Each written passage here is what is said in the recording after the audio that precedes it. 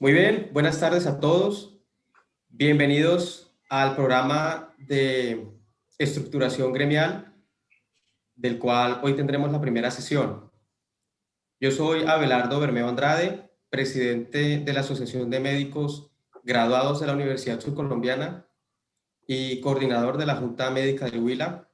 Nos acompaña el doctor Roberto Díaz González, presidente de Sintrauma, Asociación Gremial y Sindical de Cirujanos de Ortopedia y Traumatología de Colombia, quien será nuestro expositor el día de hoy. El tema que trataremos será sobre la organización del gremio médico y su articulación con el sector salud. Hoy nos corresponde el primer subtema de este gran tema, que llevará varias sesiones a abordarlo. Y el primer subtema de hoy es criterios de construcción de unidad. Profesor Roberto Díaz, adelante. Bueno, buenas tardes, muchas gracias.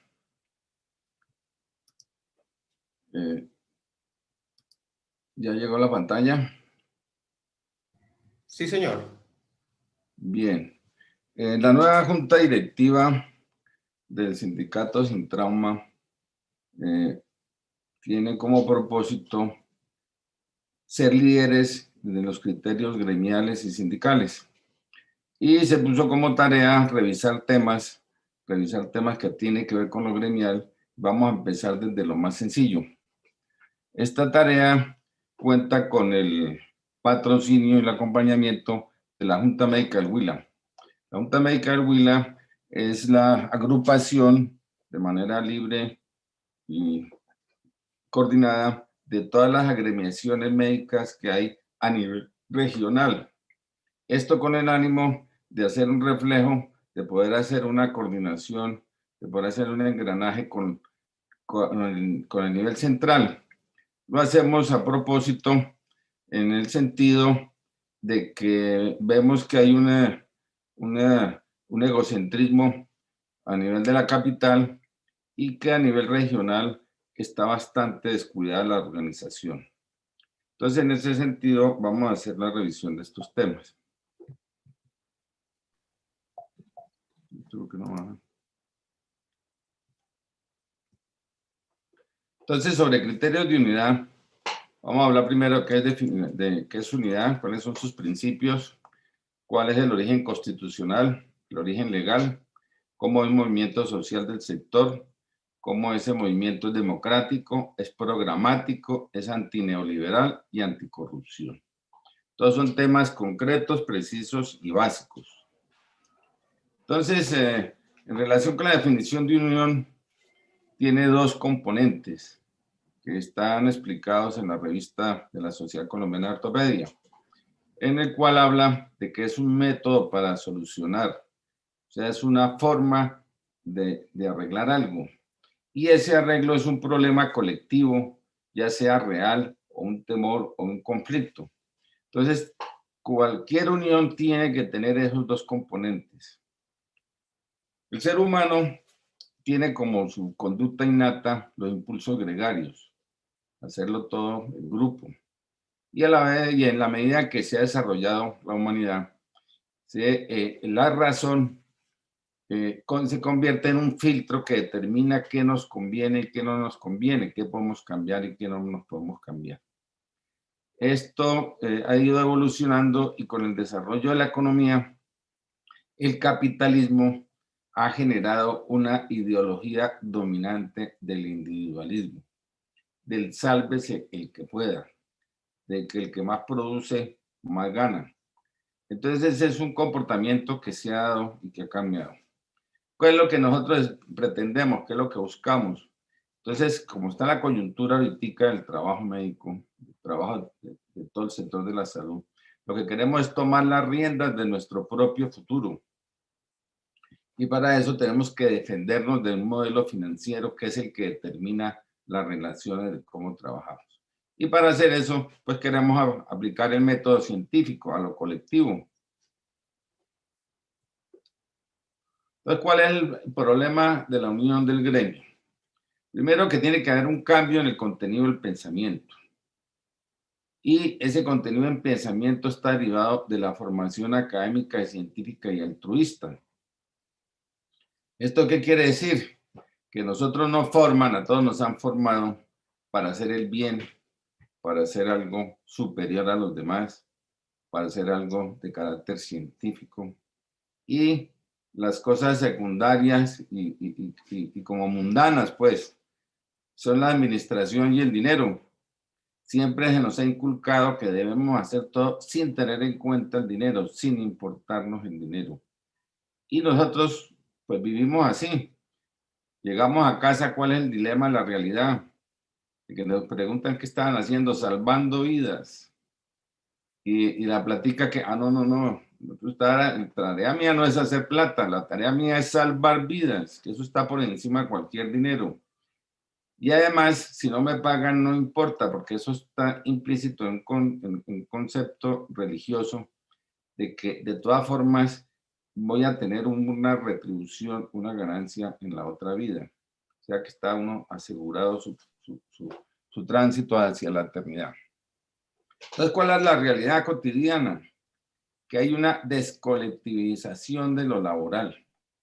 Cada vez cada uno es más independiente, cada vez uno es una empresa distinta que está compitiendo con los compañeros, con los colegas. Y como no hemos tenido ninguna formación desde el punto de vista ni administrativo ni de manejo de dinero, desconocemos que somos agentes económicos, que estamos moviendo la economía. Y esta región del planeta se llama Estados Unidos de Colombia. Y la Constitución se rige en nombre y por autoridad del pueblo. Tiene un modelo económico liberal y un sistema político federal. Eso correspondía a las necesidades del momento. La gran distancia desde el punto de vista físico que había entre cada una de las regiones que componían esta gran nación. Y se da una separación entre la iglesia y el Estado. Se da una libertad en el comercio y en las armas. Se permite que cada uno de los estados se pueda armar, no hay un ejército nacional y se abole la pena de muerte. Este fue la penúltima constitución con un carácter netamente liberal. A los 23 años aparece, los conflictos se dan, hay unas guerras todavía que soluciona el país, lo corrige todo a través de guerras, y en el 86 sale la penúltima constitución, donde ya se llama República de Colombia, vuelve la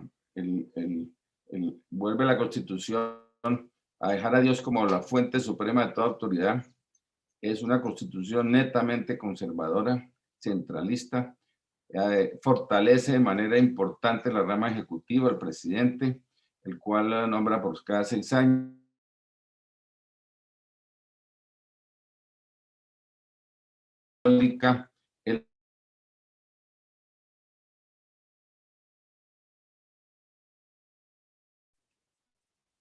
Se conmemora el país al Sagrado Corazón de Jesús y los entes territoriales se llaman departamentos. Esto dura más o menos un siglo. Después del siglo, en el 91, vean ya cómo aparece el mapa de Colombia todo recortado. Y se genera una nueva constitución derivado de movimientos ciudadanos, de movimientos sociales, por la necesidad de cambiar ese modelo represivo de constitución que hay, y se genera una constitución garantista donde se reconocen claramente los derechos civiles fundamentales, los derechos de segundo orden que son económicos, culturales y sociales, los que se llaman de tercer orden, que son los derechos medioambientales. Entonces, ¿cuál es la característica de fondo de esta constitución? Que es una constitución tripartita, ya no fue ni de liberales ni de conservadores, sino que de manera equilibrada llegó el Partido Liberal Colombiano, el Movimiento de Salvación Nacional, que recogía a los conservadores, y la Alianza Democrática M19, que eran los grupos alternativos. Entonces, todo esto es para ver cómo ha evolucionado la Constitución y que eso no es para estarla cambiando cada 20 años, que nosotros estamos aferrados a todo este proceso constitucional que creemos que fue importante en su momento en el 91 y que es muy difícil que se llegue a repetir hoy ante los voces que hay de cambiar de nuevo la Constitución. La Constitución establece que la salud era un servicio. Eso se corrigió con la ley estatutaria en salud, la ley 1751 del 2015, del 2015. Es la primera ley estatutaria que sale después de la Constitución del 91. Colombia no tiene sino como 4 o 5 leyes estatutarias. Entonces, desde el punto de vista de organización legal, nosotros estamos bien. Está perfectamente reglamentado el derecho autónomo a la salud, que eso es, y convierte la salud en un derecho fundamental. Y establece cuáles son los mecanismos de protección. Entonces, aquí viene la primera aclaración, es de que la ley 1751 de ningún momento, en ninguna parte aparecen ni GPS ni IPS. Aparecen son redes integrales de salud. Entonces, el marco constitucional y el marco legal nosotros lo tenemos. Que no lo han embolatado es otra cosa, pero sí lo tenemos. Es una ley que está rigiendo a partir de su día en que se publicó. Y esa es la herencia que nos dejó la Gran Junta Médica Nacional. Otro proceso social, otro proceso que recogió a las entidades las más importantes, más significativas de orden nacional que agrupaba el sector de los médicos. Entonces, esto es un movimiento social, todos los que hemos visto un movimiento social que se ha generado porque es transversal a los partidos políticos. ¿Qué quiere decir con eso? Que no corresponde a una filosofía de un partido político determinado, la salud. Que ningún partido puede decir, yo sí defiendo la salud y el otro no. Que todos hablan los partidos desde el punto de vista de propuestas politiqueras de que van a atenderlos, pero a la hora de la verdad es el sector de la salud el que determina las condiciones de cómo debe funcionar. Entonces, ¿cómo es que funciona en este momento? Desde el punto de vista de marco constitucional, nosotros estamos en una sociedad de mercado y la salud no falla como un mercado y falla porque es un servicio que está intervenido por el Estado. Es un servicio que el mercado nunca lo va a poder organizar. Entonces está escrito por los académicos que cuando falla el mercado, entra el Estado a reglamentarlo. Entonces ahí cuando viene que nosotros por reglamentación no nos está faltando absolutamente nada. Es más, lo que se plantea es que el Estado como Estado, los políticos no son ajenos a sus intereses personales, que una vez que se llegan que el Estado está formado por la unión de muchos intereses personales, que son los que están ejerciendo la actividad política, y que por eso tampoco va a poder organizar un servicio como el de salud. Entonces la alternativa que está definido por una corriente del sector académico, del sector académico plantea que la alternativa son las organizaciones gremiales, las organizaciones sociales. Es ese movimiento social, eso es lo que nosotros estamos planteando, que esos movimientos sociales son los que así como hicieron cambiar la Constitución, son los que así como hicieron reglamentar la ley, somos los que tenemos que organizarnos para reglamentar, un cambio en la forma de financiamiento del sector de la salud. Entonces es un movimiento además democrático, pero es importante aclarar qué es democrático, porque democrático no es lo que diga la mayoría. Entonces nosotros nos acogemos al concepto del doctor Carlos Gaviria Díaz, en que en su última presentación, en su última conferencia que hizo en el Colegio Moderno, planteó muy claro cuál es ese concepto de que la formación que se debe dar en la academia es para la convivencia, que la democracia es ese diálogo y la permitir esa reflexión de las ideas. Y si usted tiene ideas, no tiene contradictores. Perdón, si usted tiene ideas, solamente tiene contradictores, personas que no opinan igual que usted, pero dan razones. y no deben tener enemigos, enemigos que la única solución es la muerte. Esa etapa de la evolución de la humanidad ya pasó desde la época de la Revolución Francesa, en que era amigo mío el que me decía todo que sí, y enemigo el que no estaba de acuerdo conmigo. Y el enemigo, lo único que había que hacer era pasarlo por la guillotina. No había pasos intermedios, no había razones, no había, no se permitía ningún tipo de reflexión ni de diálogo. Ese es el concepto democrático. Entonces, contra ese concepto democrático están claros los conceptos del fascismo. El fascista establece que el Estado es el único garante del orden. Eso lo repite mucho. En relación con el trabajo, promueve que el arbitramiento de un sindicato único, que unifica el manejo de los trabajadores. Tiene un culto a un líder que es carismático, tiene una unificación de las ideas políticas, no permite ninguna diferencia de ningún partido político, siempre hay un partido único, y promueve todo el simbolismo militarismo para generar represión y temor. El otro concepto antidemocrático, claro, es el concepto populista.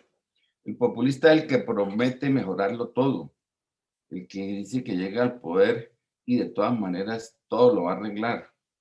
Es el que entra en relación directa con el pueblo sin ningún tipo de organización. La persona no tiene ni partidos, ni cuadros, ni organización. Solamente hay una relación directa. Y la clave del populista es que siempre polariza la sociedad.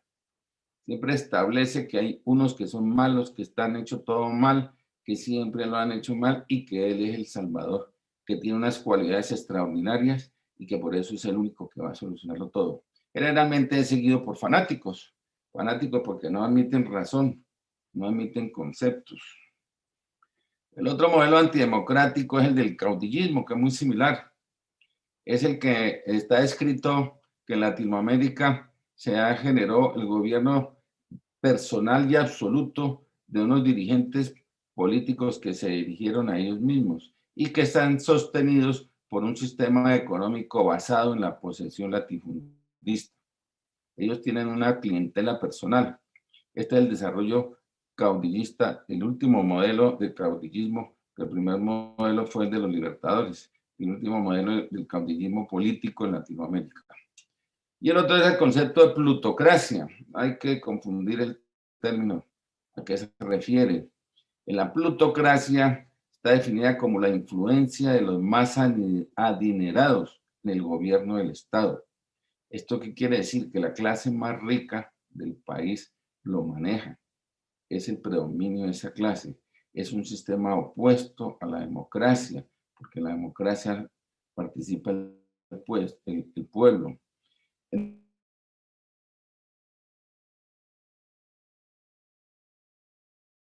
Es la de que determinan las leyes. Entonces aquí vemos que hay dos que se hablan, que existen unas leyes hechas perfumados que están comprados por la clase más adineradas y esas son las leyes que generalmente progresan en el país. Salen mucho más rápido, hay interés de por medio. Pero hay otras leyes que tienen olor a sudor, a sangre, a muerte, a ejercicio, a trabajo pesado. Esas leyes son las que han sacado el pueblo, esas leyes son las que se han generado por el trabajo, por el sudor. Esas leyes tienen que defenderlas los que generaron las leyes. Ese es el vacío, esa es la respuesta porque a pesar de que tenemos una ley excelente, que es la ley estatutaria en salud, si no la defendemos, si no la empujamos, si no la promocionamos, va a ser letra muerta. Porque no podemos esperar las personas con las cuales están usufructuando, están sacándole recursos al modelo de salud, ellos los vayan a aplicar este modelo. Al contrario, cada vez que se está dando una normatividad en nombre de la reglamentación de ley estatutaria, se está reforzando la intermediación financiera derivada de la ley CIE.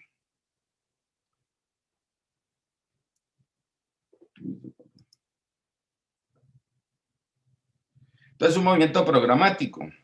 ¿Qué es un movimiento programático? Que desarrolla unas propuestas sectoriales, que desarrolla unos criterios de qué es mejor y qué nos sirve al sector de la salud, y que es ejecutado por un colectivo, que no es Sudanito o Menganito el único que puede solucionarlo, sino se hace una propuesta y cualquiera estamos en capacidad de desarrollarla porque son conceptos básicos, elementales, que desde ese punto de vista, a corto plazo, podemos tener dos acciones. Una que es una serie de reformas que puede hacer el Ejecutivo, puede hacer el presidente con la normatividad actual. Lo que sí tienes que tener es el compromiso, tiene que generarse esa presión.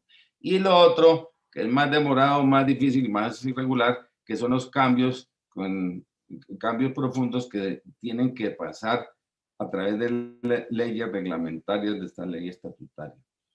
Pero así como están las cosas, es más importante la voluntad política de un ejecutivo que quiera cambiar el modelo de salud a un legislativo que quiera hacer leyes reglamentarias, que ya lo hemos visto, todo el año estuvieron intentando hacer unas leyes para mejorar el sistema de salud, cuando el fin lo veíamos totalmente desenfocado. Entonces es un movimiento antineoliberal.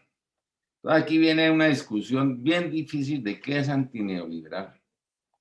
Entonces viene el neoliberalismo clásico, que defiende la propiedad privada, la libertad de asociación, la libertad de empresa, la libertad en los mercados, y que eso produce bienestar, produce riquezas y obviamente la acumulación de esas riquezas para hacer reinversión. Ese liberalismo clásico es un liberalismo que permite lo moral, que permite la movilidad social, que permite el progreso de las personas. Contrario a eso está que con esos principios liberales se desarrolló el neoliberalismo económico, el cual es se genera o promueve el crecimiento económico absoluto y global.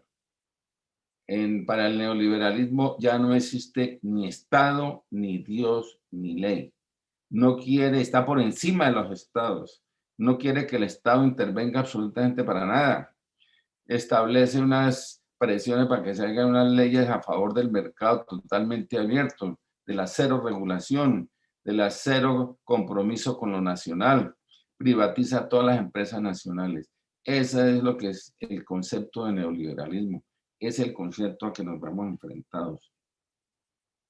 Entonces, desde el punto de vista de teoría económica, se tiene que, por un lado está el capital, que pertenece a unas clases sociales que son las propietarias de los medios de producción, y tradicionalmente se habla que explota la clase obrera.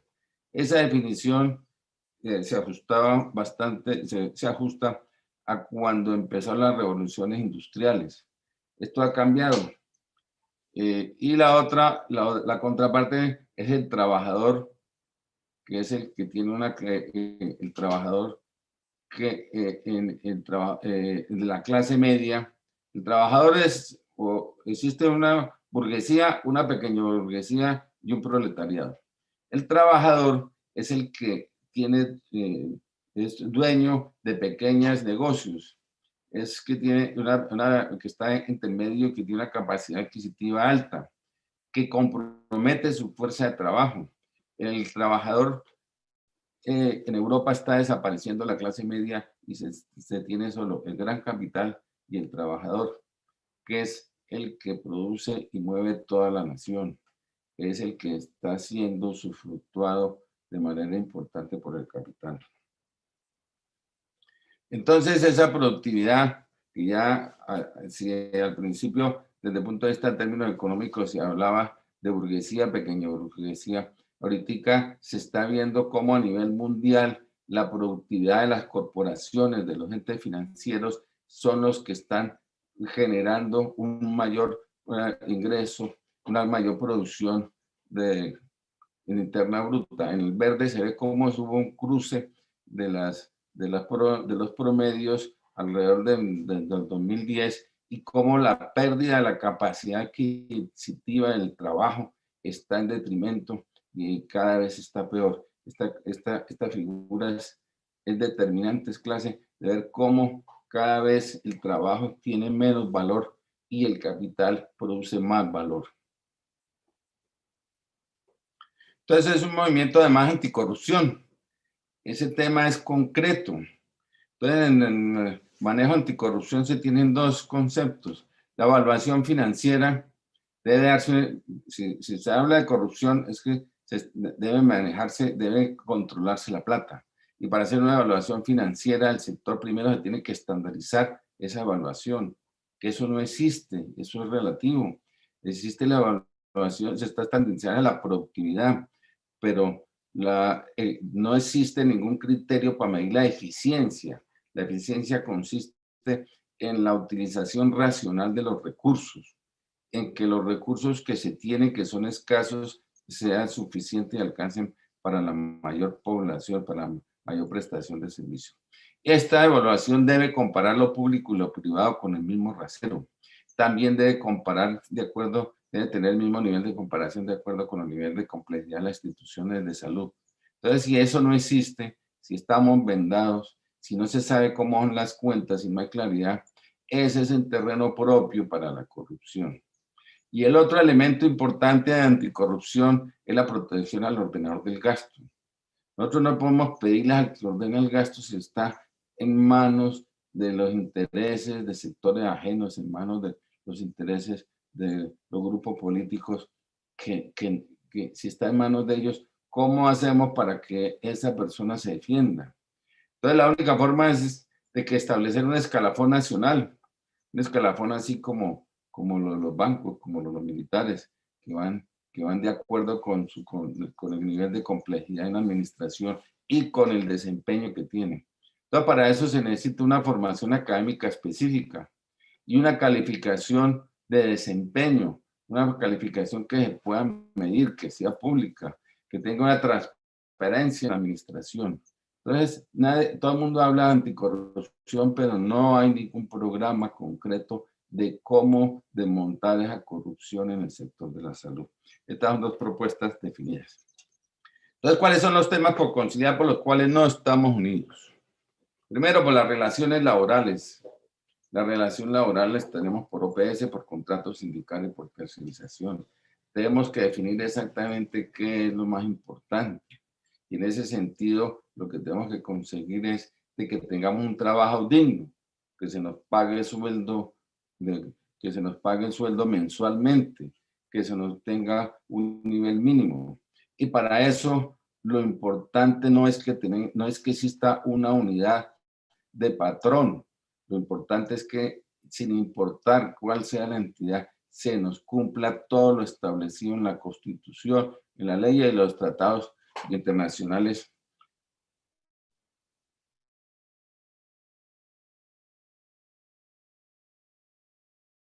Es el equilibrio.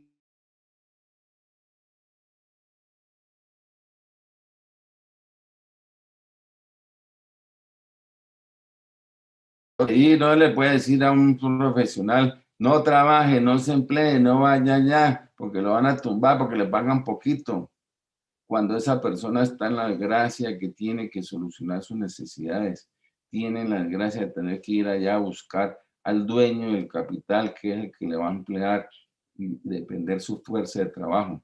Entonces, mientras no estemos reorganizados, mientras no le garanticemos a la persona que está formando un trabajo, no le podemos pedir, no le podemos votar a ese medio y pedirle que no trabaje. El otro concepto es la reorganización financiera de las redes integrales de servicios de salud. Esto es la forma como se debe tener la propiedad de las instituciones de salud. Esa está establecida en la ley estatutaria. Debe ser por unas redes y para que esto funcione debe establecer su mecanismo de propiedad, que son los que prestan el servicio. Además, tiene que definirse la sostenibilidad fiscal y evaluación financiera institucional. Ese tema de la sostenibilidad fiscal es básico. No se puede plantear de que se le da todo el dinero que se necesite, sino que tienen que establecer presupuestos. Y el dilema es ese. Debe haber presupuesto para garantizar el derecho fundamental, el disfrute del derecho a la salud. Entonces, mientras no se tenga, siempre va a estar faltando plata y siempre se van a seguir creando globos financieros y siempre vamos, cada vez que se revienta, a perder básicamente los médicos que somos los que tenemos mayor ingreso. Entonces, hay que reorganizarlo, hay que generar un plan de acción contra la corrupción. Entonces, conclusiones sobre la unidad. Que la unidad no se construye, eso no se genera espontáneamente.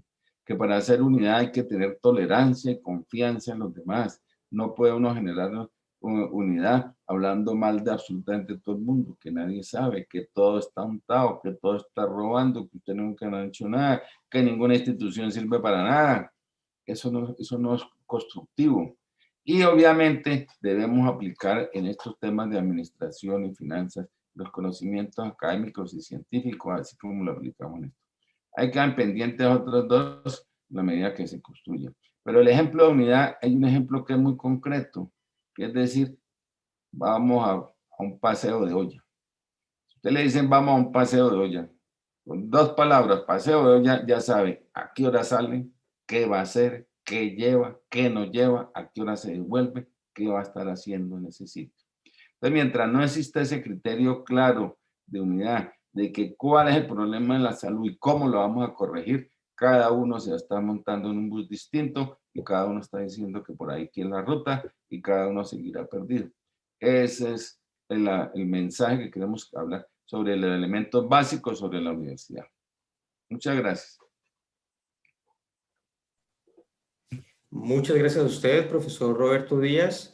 Entonces, Y quedan abiertos los micrófonos si hay alguna pregunta entre los asistentes, tanto aquí por Zoom como en la transmisión por YouTube.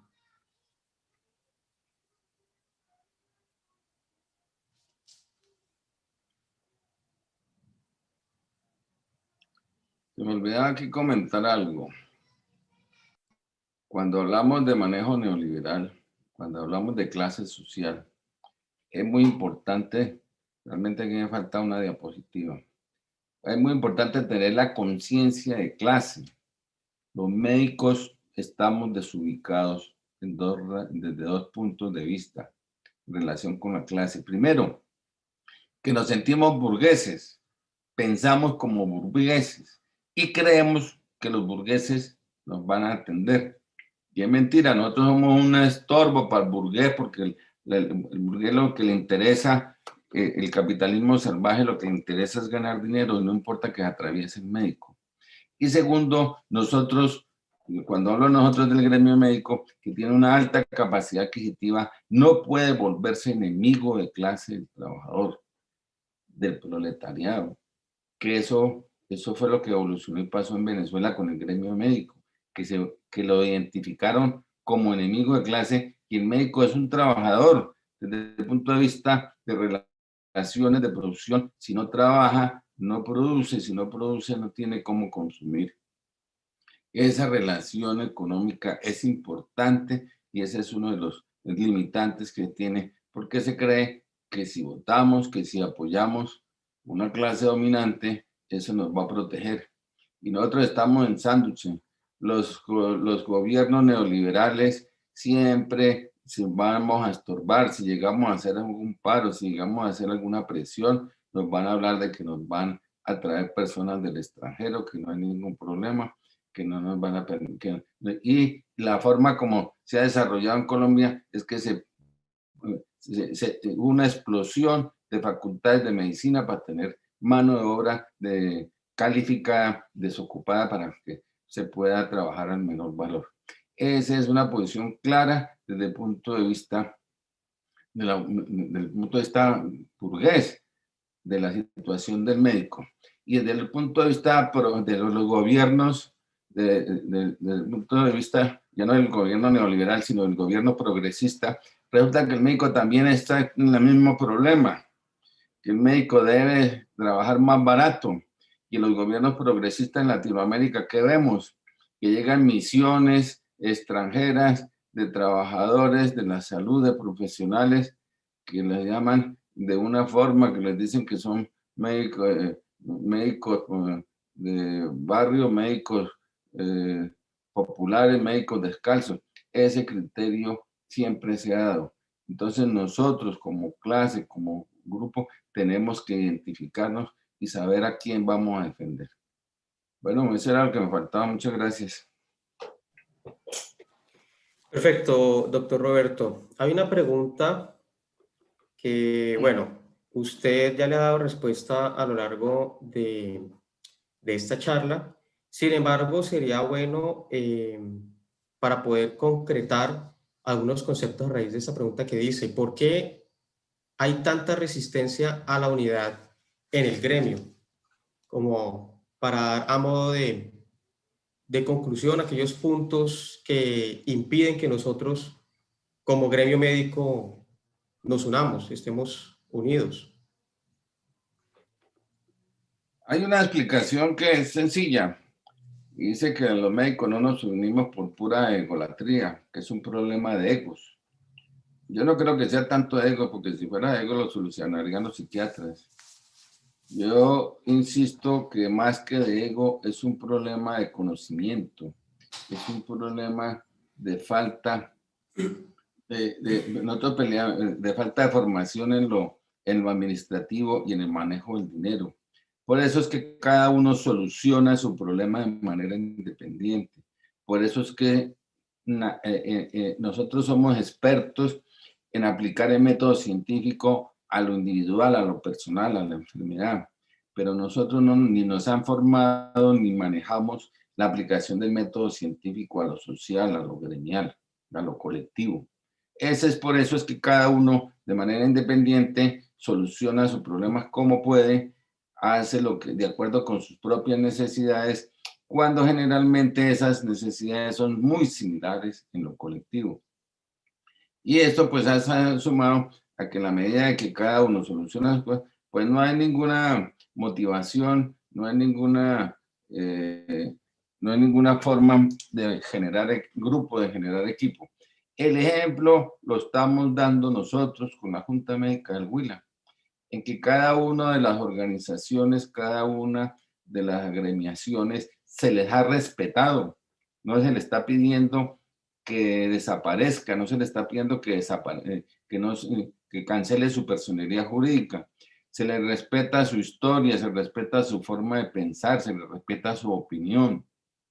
Y buscamos la manera de unirnos, de atendernos como iguales, de que cada una de estas agremiaciones tiene la posibilidad de funcionar como funcionan las juntas médicas, que cada uno desde su especialidad, desde su punto de vista, da su opinión y la mayoría pues lo acepta o lo rechaza. Ese es el ejercicio democrático del conocimiento.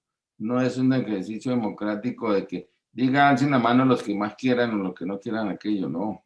Ese no es el ejercicio de la democracia desde el punto de vista racional y cultural.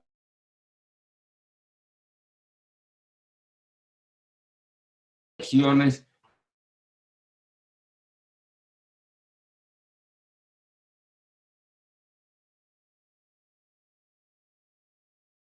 Y este es un ejemplo que se le está publicando para que siga este derrotero, tanto las otras regiones que se puedan organizar como lo vean a nivel nacional, que tienen que articularse y tienen que organizar y tienen que entrar en contacto con el resto del país. Gracias. Muchas gracias, doctor Roberto. El mismo doctor Heiler Torres, que fue el de la pregunta anterior, pregunta si participar en política por parte del gremio es un error. Bueno, la respuesta en las diferentes oportunidades que hemos tenido para reunirnos se ha ido dibujando de una manera cada vez más unánime. Pero, doctor Roberto, sería interesante tocar este tema de la política y el gremio médico en este momento. ¿De qué forma se relacionan? Desde el punto de vista político, entendemos que en lo político hay dos conceptos. Cuando se habla de participación en lo político se refiere a los partidos políticos, a lo que se puede llamar politiquería. Entonces volvemos al tema de que no hay ningún partido político que defienda o que dentro de su postulado del concepto político tenga unos conceptos distintos al de salud. Por ejemplo, que en un partido político defienda la atención primaria y el otro la atención de la UCI de alto costo. Eso no existe, porque eso es un concepto técnico. Y cada vez, entonces, primero, lo que para generar movimiento social no puede estar amarrado a partidos políticos. Segundo, desde el punto de vista de ejercicio de politiquería, nosotros también entendemos el concepto que se tenía en el sentido de que los partidos políticos no plantean soluciones políticas de manejo del Estado, sino se convirtieron en grupos de empresas para sacarle los recursos del Estado, para usufructar los recursos del Estado. Entonces, desde ese punto de vista, a plantear de participar en partidos políticos, inmediatamente uno entra en contradicción con un movimiento social. Obviamente, sí se necesita tener el poder político porque es cuando se toman las determinaciones. Entonces, ¿cómo se soluciona este tema? De que el movimiento social tiene que tener unas alternativas desde el punto de vista de organización gremial que le sean aplicables a cualquiera de los partidos políticos. Y lo segundo, pues de todas maneras, si hay compañeros que sí pueden ir o que van, la inmensa mayoría de los médicos van a título del partido o del grupo político que lo patrocinó y lo llevó. Hay algunos pocos que sí pueden ir a nombre del gremio y sí sirve obviamente que estas personas tengan en los sitios de poder una voz y un voto que defienda al gremio. Esto tenemos que defenderlo dentro como un movimiento social, en los cuales es transversal, como lo definía, a los movimientos políticos y cualquiera de estas personas que se genera de lo social nos puede representar. No es el político de profesión, el político de que hace una inversión para después sacar unos dividendos. Es distinto ese criterio de lo político a lo de la politiquería. Por eso es que los sindicatos, cada vez que un movimiento sindical se mete y se matricula con partidos políticos, inmediatamente pierde, inmediatamente se compromete con un accionar de un solo grupo y en el caso de la salud no tenemos ninguna necesidad de hacer eso. Al contrario, lo que estamos promoviendo es que sea un programa que sea aplicable para cualquier presidente de la República que suba, que esté comprometido con el gremio médico, esté comprometido con un programa. Esa es mi opinión. Muchas gracias, doctor Roberto. Y lastimosamente hemos visto que el concepto de la salud, a pesar de ser transversal y uniforme a cualquier partido o ideología política, difícilmente hemos encontrado una vocería que propiamente se comprometa con nuestra causa. Estoy de acuerdo con que este es un movimiento social y es un movimiento social que de cualquier modo debe alcanzar participación y debe alcanzar representatividad en todos los estamentos donde se puedan tomar decisiones para que seamos nosotros quienes tenemos los conceptos y los conocimientos técnicos, seamos nosotros quienes ayudemos a tomar decisiones en todo lo concerniente a la salud y que las políticas públicas pues sean hechas por parte de nosotros, médicos, quienes conocemos sobre nuestro campo. Doctor Roberto, yo tengo una pregunta y es, bueno, ya que hablamos de la unidad, ¿cuáles son esos puntos?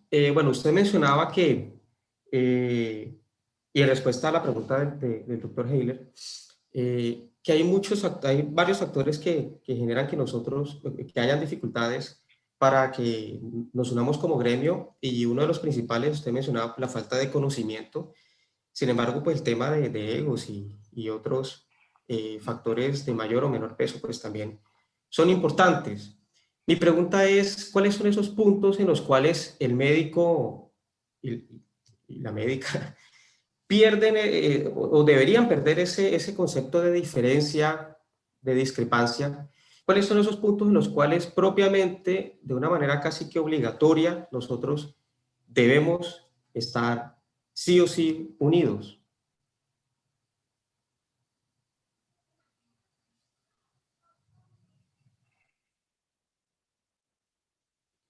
Pues desde el punto de vista lógico que el problema que voy a ir de atrás para adelante.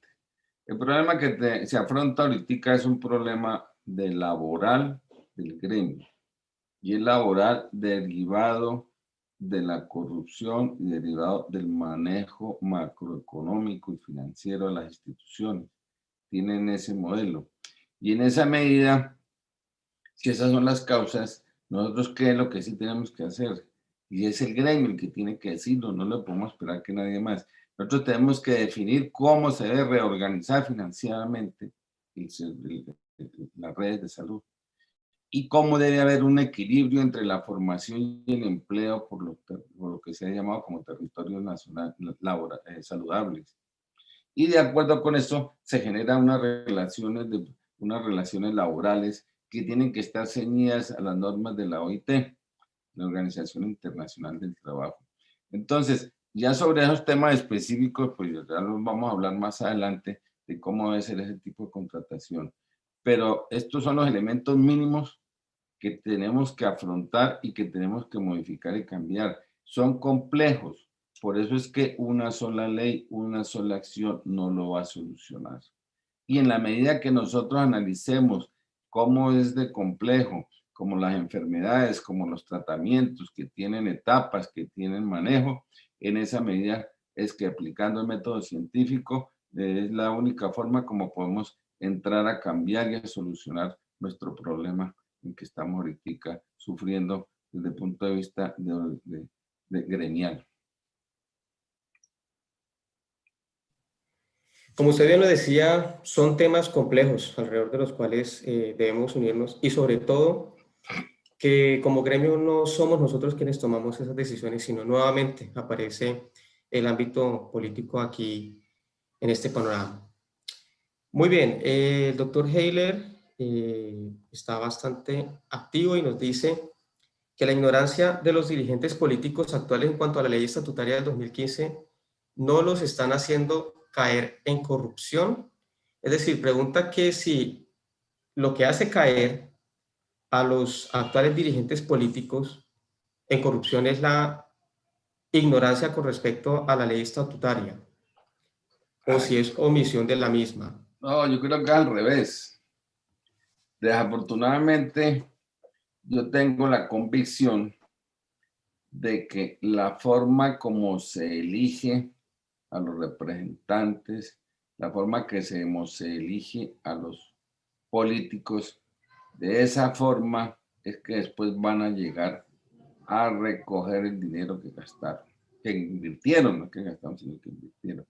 Entonces, de por sí, es un modelo en que está garantizado que esa persona tiene que recoger, tiene que hacer tiene que recoger unos dineros, tiene que generar una utilidad. Y la única forma de hacerlo es por la corrupción. Entonces, es la corrupción la que determina qué normas y qué se hace y qué no se hace. Y es la corrupción la que en el sector de la salud, la ley 100 favorece porque creó un mar de contratación y subcontratación. Y cada vez que hay un contrato, hay un serrucho. Ese es el modelo que lo tiene perfectamente claro el que vive de eso. No le puedo generalizar que políticos todos hagan eso, pero sí el político que vive de eso, pues eso funciona así. Entonces, a ese político no le interesa, no es que no sepa, sino que no le interesa modificar la forma como se está generando y como se está negociando en la salud. Eso es un interés que mueve y determina las decisiones. Por eso no podemos esperar que ningún político, y eso lo vimos durante el año pasado, cómo era que se discutía y con qué criterios se discutía la reforma en la salud. Y se hablaba como sacando casi otra ley estatutaria, viendo que lo único que estaba era reforzando el manejo financiero de de intermediación con las pérdidas hacia los trabajadores. Esto es claro. Y los únicos que podemos definir cómo es ese modelo financiero, cómo se debe manejar, somos los interesados, los que sufrimos, que somos en primera instancia los médicos. Y si los médicos no somos capaces de organizarnos y defendernos de que nos estén, de que nos estén usufructuando y sacando los recursos de la salud, mucho menos vamos a poder defender a los pacientes.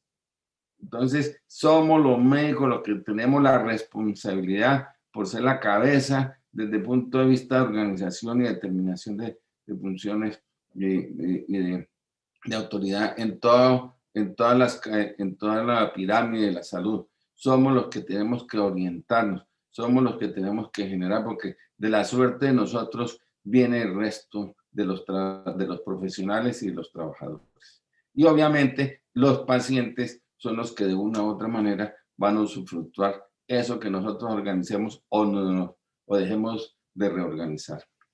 Entonces, no es hablar de que los políticos saben o no saben, es de que somos nosotros los que tenemos que empoderarnos, somos nosotros los que tenemos que tomar las riendas de nuestro propio destino para acabar con ese modelo injusto, ese modelo que derivado de la ley 100 que nos tiene atropellados. Bueno, ya adelanté la otra charla.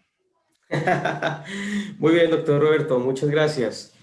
Si, bueno, no habiendo más preguntas, entonces damos por terminada la sesión de hoy, que ha sido tan solo la primera de muchas otras que vienen en este programa de estructuración gremial, que se va a llevar a cabo durante los próximos sábados a las 5 de la tarde. Hay varios temas, muchísimos temas para tratar, todos ellos de gran importancia para nuestro gremio. Así que la cita es por este mismo medio, todos los sábados a las 5 de la tarde, y también nos pueden acompañar por el canal de la Junta Médica del Huila en transmisión por YouTube. Doctor Roberto Díaz, presidente de Sintrauma Nacional, muchas gracias por su exposición.